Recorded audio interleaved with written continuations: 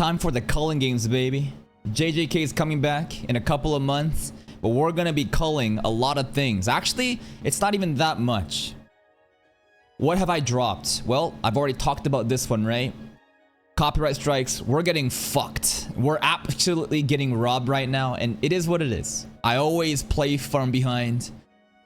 I literally did everything I could do as perfectly possible and hit a new all-time high with the current anime roster, by the way. I don't want to hear retards coming in saying it's because I'm covering so many seasonal content that I'm doing bad. No, you have no fucking understanding of what you're even talking about. Look at the videos where I show you the graph and the dates and the numbers that coincide with what I'm saying.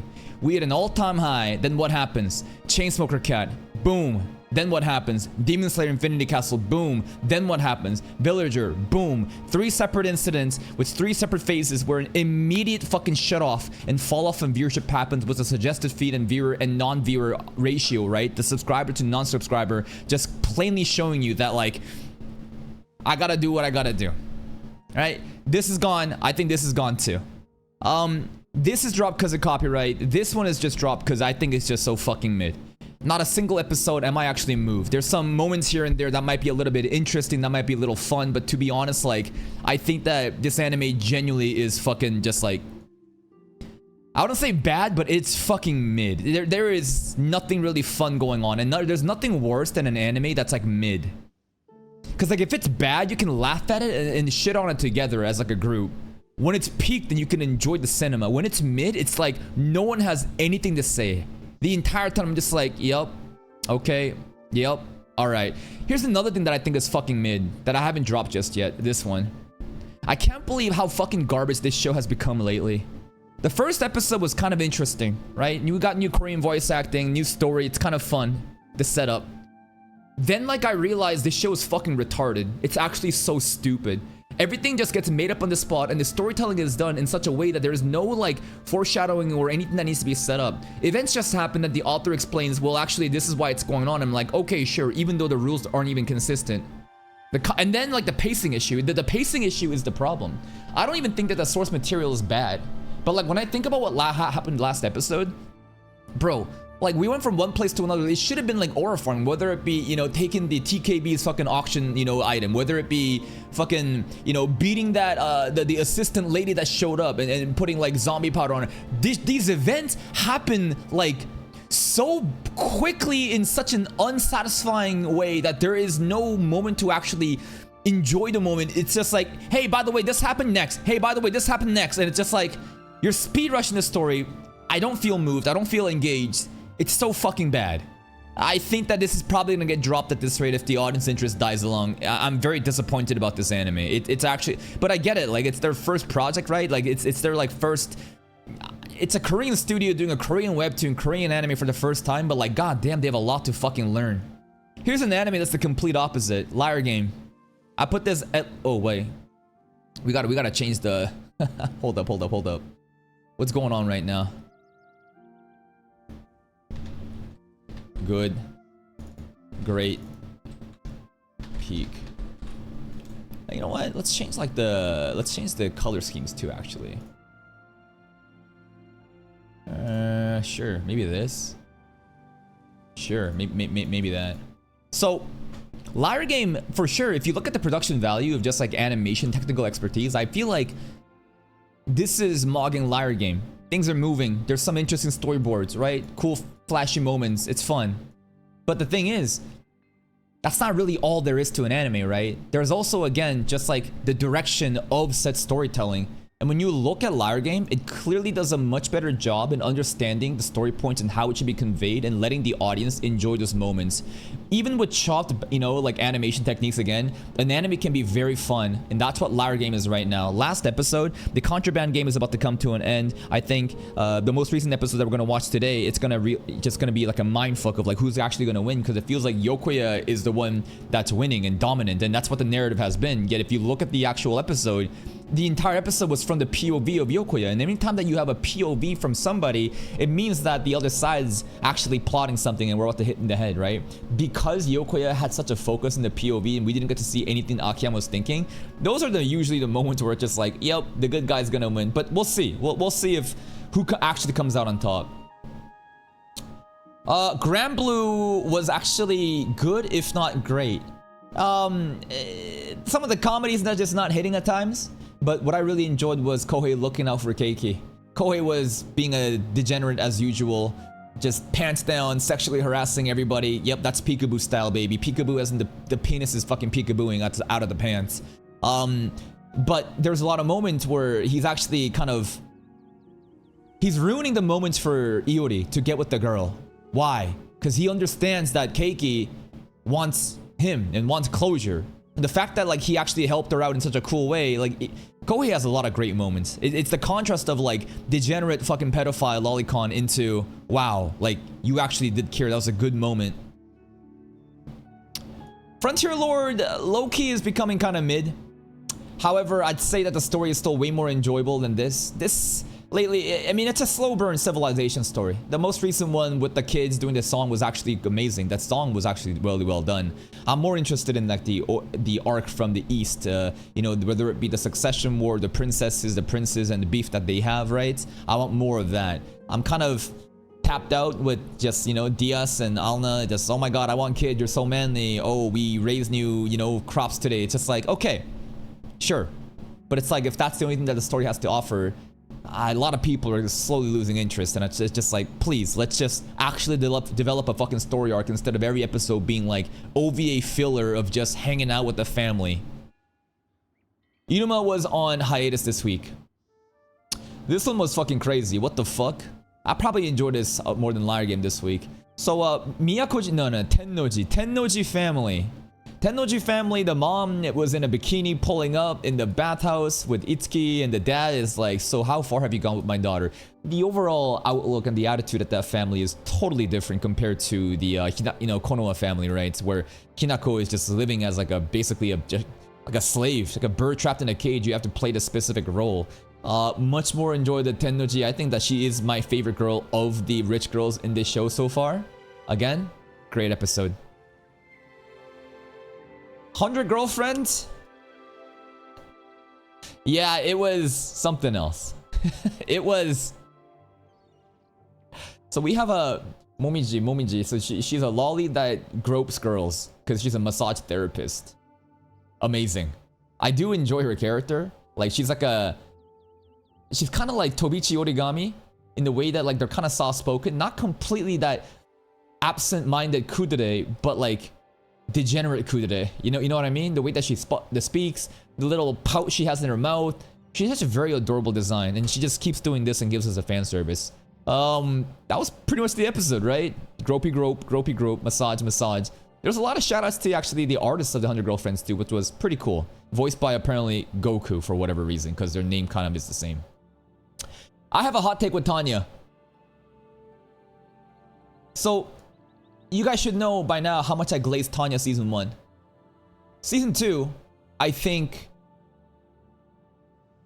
is really like missing the mark for a lot of people of why they watch season 1. And this has nothing to do with the shadow ban and the viewership, right? Again, I look at everything in like a scaled way where my expectations are definitely lower right now, right? Again, I'm comparing with like JoJo's, Bleach, and Tanya viewership. The viewership is definitely falling off. And why is that?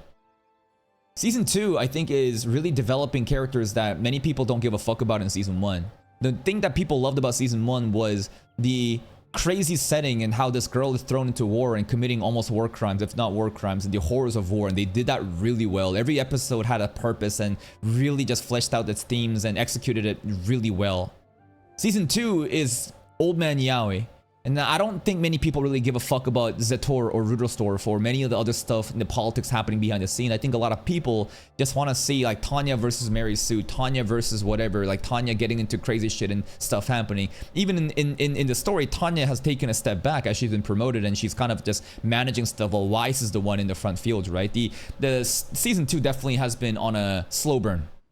It is for sure like struggling and not appealing to that season 1 audience. I think many people just don't really give a fuck about it. Next episode should be pretty interesting. To me, again, I love Zator and Rudelstorff and what they got going on. I think it's actually fucking amazing, and the way that they like fleshed out their themes and how much they care for each other. Yes, Rudelstorff has to keep continuing to walk down the path that he can't go back on, while Zator is like can't even stop him. I thought was really amazing. The Federation stuff is also very creepy, but it's also very entertaining in the way that this fucking pedophile wants Tanya, and he'll do no matter at what cost to get there, right? There's a lot of great moments that I love, but man, I can totally tell that the Tanya emotion from season 1 to season 2, it's basically cut in half.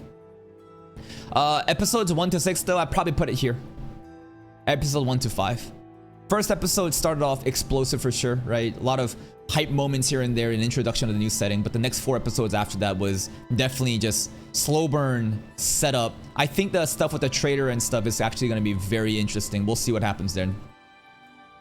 Daemons of the Shadow Realm, I'd probably say here. Really enjoyed it. I think that this is another very underrated show that's not getting a lot of motion for whatever reason. It's 2 cores, it is what it is. Yozakura Revelation and the way that they were like intelligent and hiding stuff was pretty cool to see. Yvonne versus Left and Right should be the premiere climax next episode, I think. They've really been, they held off that fight. They started that fight and now we wait a month for that fight to continue. It is what it is. That's pretty much it from what I remember from last episode that was like memorable to me. It was just looking at Yuru. Danji came out to help. Sorry, Yuru came out to help. No, actually, Asa came out to help. The sisterception is gonna be very interesting because now we have 2 Asas. Fighting Girl, I'd probably say like here. We're going to Evo. There's some interesting developments happening with our schools. Like student Prez, her sister is one of the best Guile mains apparently, and she's dominating the online net play. That was definitely a subversion of expectations because I really thought they're going to have, again, just more characters from the school just be like, yeah, I'm a fighting game character too. Actually, fighting game enjoyer too. Actually, it was the little sister. Evo Japan's going to be very fun. We'll see what goes on. A Sentence of a Bookworm this week was Papa. Probably, yeah, maybe. The Bonifacio fan service was hilarious. The old man, my grumpy grandpa can't be this cute, bro. He's actually fucking adorable. The grumpy grandpa trying to like not kill Mime because they think that if he speaks too loudly she'll blow up was pretty funny.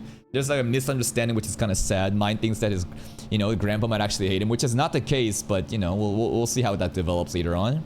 Other than that, it was just kind of like supposed to be Mine's vacation while the parents were away, but Riharda, that goddamn old bitch, just kept making Mine do all the work. It is what it is.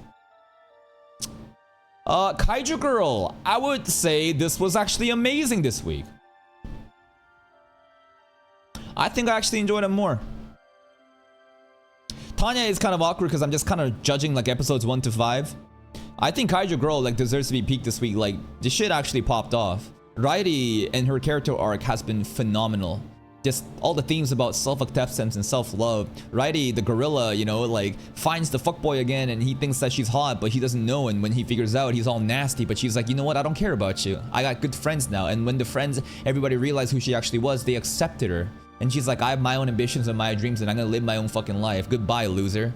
Like, just like this, that kind of theme is so compelling. I think the way that it was done was amazing. The gorilla just ridiculousness is also crazy because she's so jacked. She's like this jacked gorilla just fucking jumping around place to place. Like, where are these muscles coming from? Don't worry about it. Also, Minami kissed a fucking Godzilla. What?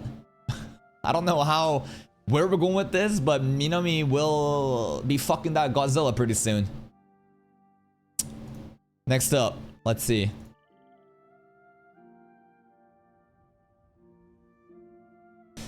This one this week was probably just good. Yeah. It just kind of degenerate fan service. I'd probably put it here. What happened? Some hype setup for these racist ass elves and demons that look down on our boy. Merlin is also wilding out. She is literally Ghislaine Maxwell. She's diddling and fucking grooming these girls to be the perfect, sex slaves for our master. Because, that's how Merlin rolls. Okay. The genie? The voice acting was funny. Merlin fan service degenerate just jokes were kind of funny. And then like the setup for the duel. So next episode, another Power Fantasy is gonna happen. I hope that it's directed well. I just feel like it's just gonna get rushed over and it's just gonna happen. I'm just gonna kind of forget about it, right? It's kind of like this, not to the same degree, but it's just like fights must have meaning. You can't just do random shit and just expect people to be moved. And when the fights, even if there is some sort of writing behind why the fight should be hype and it's done bad, then it's kind of just like misplaced. And that's a good segue to talk about Tensor this week. Tensor this week I think was amazing. However, I think this was very rushed. I don't think it's doing the current arc the justice. We're jumping from one place to another, just rushing these fights. Now, maybe we're just setting them up and it's not going to be conclusive. The Diablo versus Rain was pretty hype, but goddamn, this episode started off really strong and just the pacing was not similar, not like the same as Tomb Raider King, but like you could tell that they're like go, go, go, go, go. And it's like, goddamn, bro, can we just like enjoy these moments and let these scenes play out, or else it's kind of meaningless. Diablo versus Rain, again, really fun. Guy Crimson finally shows up. We should be getting a Primordial Showdown. That's going to be interesting. Razul ended up being really exciting too. Let's see what's going on with Razul and the whole insect and the, you know, natural enemies of demons. That was pretty cool lore. Shion and Diablo shared a pretty cool moment too. Just accepting each other and calling each other by their first name. And Yuki, he snuck in the Holy Ark Luminous. I hope that the next episodes onward is going to be better paced. Just please don't rush this shit. Krivates this week I think was pretty rushed too. Krivates this week I think I'd probably put it like, honestly I think enjoyed it less than just the Gunnar anime. I don't know. I'm just like very just over the trial. Like Alicia's been stuck in this fucking rap mode and I get it, right? But like, bro, can we get the fuck out of this? Like, this is probably one of the most unappealing parts of the story to me. Like, I get it. She's stuck as a thing and she's still not fucking out just. She got the new power, that was cool. There was some actually good moments with Alicia and just what it means to be a hero and not giving up and cool like self-understanding and motives and things, but like, bam, they are fucking drawing out this part of the fucking trial stuff. Please, just let's get to the next part. Jadugar this week was minimum great. I'd probably put it, honestly, yeah? Jadugar this week, what was it? Setting up the rift between the brothers. The mission that's going to happen where we starve and isolate people, and Fatima, or should I say Shitara, working with, you know, Togedenne to enact their vengeance, to be, I don't know, just bring the empire down. Not much memorable moments. Definitely just kind of setting stuff up. Fatima LARP was kind of funny. The LARPing and the way that she was just laughing and being a cute kid into Anakoji is fun to me. That immediate switch off. And they have an opposition now.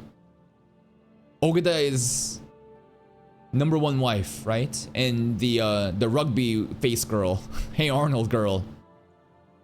They will be countering Fatima. They don't know Fatima and, you know, like what her intents are, but we clearly have an opposition. And it's going to be interesting to see the rivalry between the two. Mob Psycho this week was unironically amazing. I would actually like put it like, honestly, I put it here. I thought it was fucking peak. Like, of course, again, chopped production value. We've acknowledged that. The CG for the Cthulhu monster was actually well done. That was some cosmic horror going on. The Sky monster too was like, whoa, these monster designs are like, yo, this is like Evangelion tier, like angels showing them. What the fuck? Leon getting saved by the princes and the noble idiots, even though they fucked up and they kept trying, was endearing to see. Leon getting a little bit of advice from the Tea Master too, as we set off to, you know, war, and how he's gonna remain behind was really cool to see. It's just like, feels like it's like doomsday and everyone's kind of given up, but there's still a couple of us still around, and like the loyalty and the trust and the bonds coming through was actually really amazing to see. It was actually hype. The monsters, I felt threatened. Heavy Knight. Clown Girl. Again, definitely gonna be glazing this harder than it needs to be. Clown Girl is so cute. They keep replaying that intro. Replay that intro 7 more times for me. She been doing the fucking chicken flaps. Bear, bear, bear, bear, bear, bear, bear, bear, bear. What the fuck are these bear monsters, man? Clearly, we're going to be able to get some high drop rate with, you know, Lady Luck. Edema has a new party mate. She is the perfect skill set for Edema. We've formed a party. She is such a tragic character that you want to treat well. She's so unfortunate, suffering, you know. But like, Edema's there for her, and it's. I wonder how serious they're gonna go with their backstory. Like, I hope to see some actual serious moments, because there's a lot of moments where it's just kind of cheeky and bratty and funny, but you can clearly tell there's a lot of depression and sad moments too. Anyways, the addition of the new roster and like, you know, new dungeon stuff is pretty fun. Polar Opposites, I say was fucking amazing. Polar Opposites, I say was actually fucking amazing. I probably have to put it like over that. Taira Azuma, they're going to be actually fleshing that out. Taira Azuma is gonna be a thing. Who knows if they're gonna fully cover it, but I really thought that we were kind of done with all these different pairings. And again, Taira I thought he just need to realize what good friends he has. But we're kind of going the distance beyond that, and I wonder just how well it's going to be done. The train scenes were great. The Dangers in My Heart lighting scenes with Taira, amazing. Again, the more I watch this, the more I realize, yeah, I'm really excited for Rampart Device. There's probably going to be some time to squeeze that in before October. Get hyped for that. Iruma-kun again was on hiatus. Mushoku Tensei, Cat Dog Fight, as well as Nanahoshi Coughing, and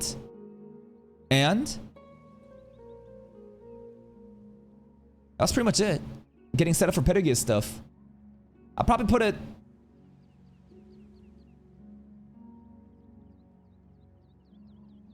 here. I'll probably put it here. Cat Dog Fight, in my opinion, was not impressive. It really baited us. I thought that it would actually go out and show us the entire fucking fight and ambitious storyboarding. The only ambitious storyboarding was Rudy's Earth Magic creating the gong and the mic, which ended up being disrespectful to the duel that was going on. The personal linea separating but coming together was kind of funny. The graduation ceremony was wholesome. Nanahoshi coughing and dying in the blood and teleportation magic, summoning the organic component, setting up what we're gonna go Pedagogy's next episode, the Chaos Breaker arc. That's probably gonna be where it really just strikes off. It's been a long couple of weeks, right? It's literally been like a month, I think. Hold up. How many episodes has it been for MT so far? So we're on Mushoku Tensei episode 7. Damn, that's crazy. So it's been... First week was episode 1 plus 2, right? Then it's 3, 4, 5, 6, 7. It's been over a month and a week of content that, again, is important and fleshes out the characters and what their roles are and how they're going to contribute to future arcs. But god fucking damn, bro, like, we be taking our sweet time. But guess what? That's nothing. You know why? Because this anime did what Mushoku Tensei did, but times 2. It doesn't matter to me. I'll fucking eat that shit up. We had 8 fucking weeks. 8 shameless fucking weeks of slice of life OVA content without furthering the main story quest. Holy shit. If Iruma, we survive for 2 months, we can do Mushoku Tensei for a month. Now, I have to bring in a new anime in. And that's gonna be called... this one, baby. Let's see. Hold up. I'm bringing it in. I'm gonna do that. Save image as. Probably the anime that I'm enjoying the most right now. It is definitely my new favorite child because the content has been just so fucking amazing. We'll do that. We'll choose file. Yeah. It's Bleach! To the fucking top. Bleach has been a show that I used to consume pretty casually when I was a kid. This is before I did content creation. This is before I tried to actually understand what's going on. I'm just watching like a dumbass, passively, maybe even scrolling and playing games. Never really understood everything about it. Still enjoyed it a lot. A lot of iconic moments. And I kind of dropped it after the Espada arc, after we beat Aizen, because that to me is kind of where Bleach ended. I know that Fullbringer arc happened, and then 1000 Year Blood War. Life got busy, I forgot about it. And now we're in an era where they're adapting the 1000 Year Blood War arc, and I didn't get to get on it in 2022. I actually did try it. I keep mentioning. Some people say, like, didn't you react to Bleach before? Like, I keep saying, bro, I told you. I tried to do a little bit in the beginning, but it just didn't hit, so I had to drop it. Now that I'm able to cover this in 2026, I realize like how fucking fun this is and how nostalgic it is. I even read the entire Fullbringer arc and just to be ready for this, and I'm delivering the Bleach 1000 Year Blood War reactions. Episodes 1, 2, I think 4 so far. The Vandenreich has invaded. I'm just amazed at just the quality. Like, it is different, you know, all like just like Black Clover too, right? I think Black Clover always kind of had good quality too, but it's so cool to see when you have like an OG show, and Bleach, the OG show, I don't think it had this level of polish to be revamped, released like this, and having so much love poured into it. It's so cool to see. The pacing is amazing. Every episode just fucking pops off. This show is aura personified. Every moment, every fight, it just fucking hits. It just clicks. The characters are so cool. The powers are cool. There's actually some deep like philosophy and just like profound moments here and there too. I think that the new enemies in the Vandenreich is going to be very fun. Your Majesty just seems to be this all-knowing person that is so epic. I can't wait. We're getting just Captain versus, you know, like Vandenreich, you know, matchups. The Bankais are getting stolen. Ichigo has saved the Soul Society again. It's just, god fucking damn. I love it so much right now. Now, ReZero is also coming back pretty soon, so we need to set up for that next week, but that's pretty much it. Okay, let us now recalibrate this. I think that these should be in peak. I think that I want to give Kaiju Girl some love too. Tanya episodes 1 to 5, I can't really say it was all peak. I think they were great. I think Mob Psycho definitely had its moments. Should it be put in peak though? I don't fucking know. That's kind of crazy, but like maybe it should be, maybe it shouldn't. Honestly, out of pity, I'll do it because I thought the monsters were pretty hype, and it's just like the theme of the Ikemen coming in to save. Honestly, fuck it, give it to it. Heavy Knight, I don't think so. It's just peak just yet. It's cooking. It's cooking right now. I like the Clown Girl, but this is where I kind of want to set up the episodes for now. Is there anything I should put lower? If I wanted to be really cruel. No, I think these are perfectly fine. I think these are still very enjoyable when I watch it, but this is like, bro, it's just soulless. That's how I would describe this anime right now. It is a hot air balloon. You know how people talk about Demon Slayer? I think that's what this anime here is. It's kind of flashy. There's a lot of like stuff moving, but there is an absence of soul. When I'm watching it, there's no engagement, there's no immersion. It's just, hey man, I'm just gonna play all these scenes, brr, next gun, goodbye. And it's just like, what are we fucking doing? I hope that this is gonna change, and I hope that these episodes were outliers, but like, holy fuck, does it feel empty right now, man. That's it from me. I don't think we have to drop any more shows anymore. I think that, honestly, again, right?